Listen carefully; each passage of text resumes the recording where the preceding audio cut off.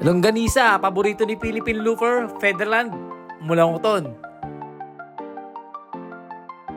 Mga bossing, ito na yung longganisa natin na pakukuluan. Ito yung hamonado at ito naman yung garlic. Habang kumukulo, yan ang magpapalambot sa ating longganisa at magpapalabas sa kanyang natural oil. Pag naubos na ang tubig, makikita mong naglalabas na ng mantika ang longganisa. Diyan na magsisimula ang laban. Hayaan mong magprito sa sariling mantika hanggang maging golden brown.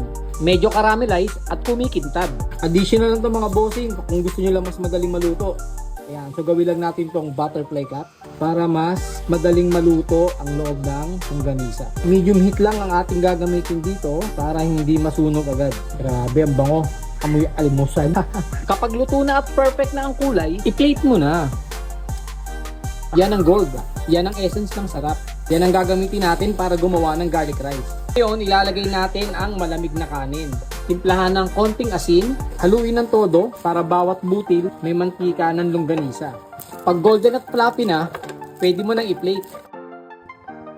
Lagyan mo ulit ng longganisa at suka sa gilid. Alright.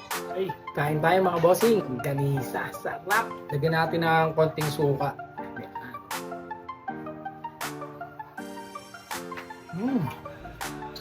Sarap.